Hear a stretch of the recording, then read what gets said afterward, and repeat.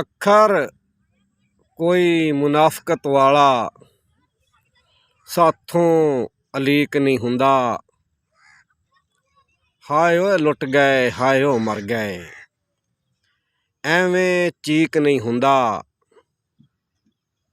ਅੱਖਰ ਕੋਈ ਮੁਨਾਫਕਤ ਵਾਲਾ ਸਾਥੋਂ ਅਲੀਕ ਨਹੀਂ ਹੁੰਦਾ।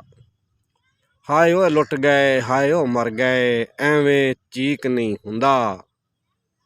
ਸਾਨੂੰ ਸਾਡੇ ਬਾਬਿਆਂ ਨੇ ਹੈ ਦੱਸੀ ਗੱਲ ਸਿਆਣੀ। ਸਾਨੂੰ ਸਾਡੇ ਬਾਬਿਆਂ ਨੇ ਹੈ ਦੱਸੀ ਗੱਲ ਸਿਆਣੀ। ਬਹੁਤਾ ਮੂੰਹ ਦਾ ਮਿੱਠਾ ਬੰਦਾ ਅੰਦਰੋਂ ਠੀਕ ਨਹੀਂ ਹੁੰਦਾ। ਤੇ ਇੱਕ ਹੋਰ ਕਿਤਾ ਮੁਲਾਹਜ਼ਾ ਫਰਮਾਣਾ ਜੀ ਕਿ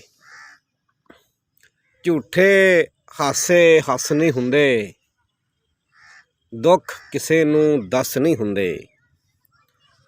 ਝੂਠੇ ਹਾਸੇ ਹੱਸ ਨਹੀਂ ਹੁੰਦੇ, ਦੁੱਖ ਕਿਸੇ ਨੂੰ ਦੱਸ ਨਹੀਂ ਹੁੰਦੇ।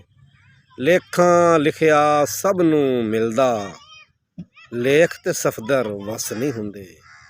ਲੇਖ ਤੇ ਸਫਦਰ ਵਸ ਨਹੀਂ ਹੁੰਦੇ। ਤੇ ਇੱਕ ਬੋਲੀ ਯਾਦ ਆ ਗਈ, ਤੂੰ ਜਾਣੇ ਟਾਵਾਂ ਟਾਵਾਂ ਤੇ ਤੈਨੂੰ ਫਿਰੇ ਜੱਗ ਜਾਣਦਾ।